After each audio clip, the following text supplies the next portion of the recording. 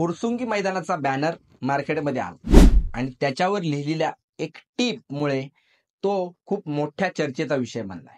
मित्रांनो, त्या बॅनरवरती टीप लिहिली होती की नाशिक रिंगी चालणार नाही. बैलगाडा तुम्हाला फक्त सातारी छकड्यावरच पळवावा लागेल. आणि जसा हा बॅनर आलाय यावरती खूप जास्त प्रमाणात चर्चा होऊ लागली. मित्रांनो, यावर चर्चा केली जाते की मागील काही महिन्यांमध्ये मराठवाडा किंवा छत्रपती संभाजीनगर याकडून जे बैल येतात ते बैल म्हणजे लखन, अर्जुन, देवाभाई किंवा इतर सारे जे बैल येत आहेत त्यांनी मागील महिन्यामध्ये जे काही पश्चिम महाराष्ट्रातील शर्यतींवरती वर्चस्व दाखवलंय, त्यांनी ज्या प्रकारचा पळ दाखवलाय आणि हे बैल नाशिक रिंगीवरती पळत असल्याच्यामुळे हा निर्णय घेण्यात आलाय का? त्यांचा पळ बघून घाबरून हा निर्णय घेण्यात आलाय का? घाटावरील जे बैल आता पळतात ते सध्या या जोड्यांना टक्कर देऊ शकत नाही म्हणून हा निर्णय घेण्यात आलाय का? मित्रांनो, अशी खूप सारी चर्चा सध्या मार्केटमध्ये होते आणि याच विषयावर आपण चर्चा करणार आहोत. तर मित्रांनो नमस्कार, मी सुमित गुरव आणि तुमचं आपल्या युट्यूब चॅनलमध्ये स्वागत आहे. मित्रांनो, मागील महिन्यापासून छत्रपती संभाजीनगरवरून जे काही बैल येतात त्यांची खूप सारी चर्चा चालू आहे. मग ते लखन, देवाभाई, अर्जुन यासारखे असंख्य बैल आहेत. मित्रांनो, ह्या बैलांनी जो मागील महिन्यांमध्ये 2-3 शर्यतींमध्ये जो पळ दाखवलाय त्या पळामुळे यांकडे मोठा लक्षा, छोटा लक्षा यांच्या स्पीडची ही बैल आहेत म्हणून बघितलं जात आहे. ह्यांच्या स्पीडनं मागील महिन्यामध्ये अक्षरशः बैलगाडी क्षेत्राला यांनी वेडं करून सोडलं. परंतु आता फुरसुंगीच्या मैदानामध्ये एक बॅनर देण्यात आला आणि त्या बॅनरवरती एक टिप लिहिण्यात आली की नाशिक रिंगी चालणार नाही. आणि त्याच्यावरून चर्चा होऊ लागली की मग या लखन, देवाभाई किंवा अर्जुन या बैलांना इकडे बंदी घालण्यात आली आहे का? कारण ही जी बैल पळतात ते त्या पट्ट्याला, शंकरपटाला आपल्याकडे जो सातारा छकडी पळण्यासाठी वापरतात ती न वापरता ते वापरतात नाशिक रिंग. मित्रांनो, नाशिक रिंगी आणि सातारा छकडी यातला फरक समजून घ्यायचा झाला, साताराची जी छकडी असते ही आपली खूप पारंपरिक छकडी आहे आणि गेली कित्येक वर्ष पश्चिम महाराष्ट्रामध्ये ज्या शर्यती होतात त्यामध्ये ही सातारा छकडीच वापरली जाते.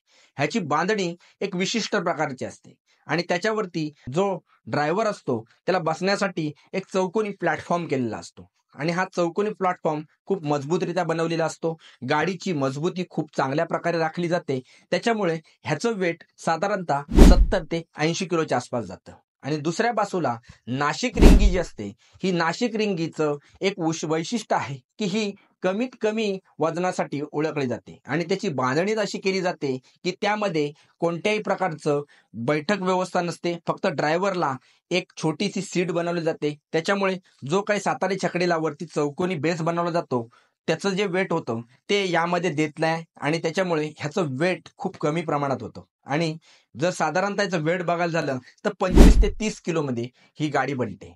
त्याच्यामुळे काय होतं की एक गाडी 70 किलोचं वेट घेऊन पळत असते आणि एक गाडी 25 ते 30 किलोचं वेट घेऊन जाते. आणि त्याच्यामुळे सध्या पश्चिम महाराष्ट्रातील शर्यतीमध्ये या नाशिक रिंगीला विरोध केला जातोय. बाकी सध्या सोशल मीडियामध्ये बघितलात तर त्या भागातील जेवढे काही लोक आहेत ते सध्या ह्या निर्णयानंतर मोठ्या प्रमाणावर बैलगाडी क्षेत्रामध्ये टीका करतायत की लखनला, देवाभाईला, अर्जुनला घाबरून हा निर्णय घेण्यात आला आहे. त्यांना सध्या पळत असलेले घाटावरचे कोणतेही बैल टक्कर देऊ शकत नाही. तर मित्रांनो, ही गोष्ट साफ चुकीची आहे. मित्रांनो, तुम्ही विचार करा की एक माणूस 70 किलो वेट घेऊन डोक्यावर पळतोय आणि एक माणूस 30 किलो वेट घेऊन डोक्यावर पळतोय. भले दोन्ही सेम पद्धतीचे रनर असतील परंतु जास्त लवकर पोहोचण्याची शक्यता ही 30 किलो वजन डोक्यावर घेऊन पळण्याची आहे. तसाच प्रकारे जे बैल 70 किलोचा गाडा घेऊन पळतात त्यांचा आणि जे बैल 30 किलोचा गाडा घेऊन पळतात यामध्ये जर शर्यत बघितली आणि दोन्ही सेम पळणारे जर बैल असतील तर त्यामध्ये जिंकण्याची शक्यता ही 30 किलोवाल्या गाड्यावाल्या बैलांचीच आहे. कारण का, त्यांना जे काही 900 फूट किंवा जे काही 1000 फूट अंतर आहे ते 50 किलो वेट कमी घेऊन पळायचं आहे आणि ह्याच्यामुळेच तो विरोध होतोय. बाकी कुठलेही बैल कमी नाहीत आणि कुठलेही बैल जास्त वेगवान नाहीत. सध्या खूप सारे आपल्या पट्ट्यात देखील बैल खूप सारे चांगले पळतायत. त्याच्यानं बकासूर असेल, बलमा असेल, मथुर असेल, हरण्या असेल, घरणिकीचा राजा असेल, खूप स्पीडची बैल आहेत. रायफल आहे, सिरसवडीची रायफल आहे.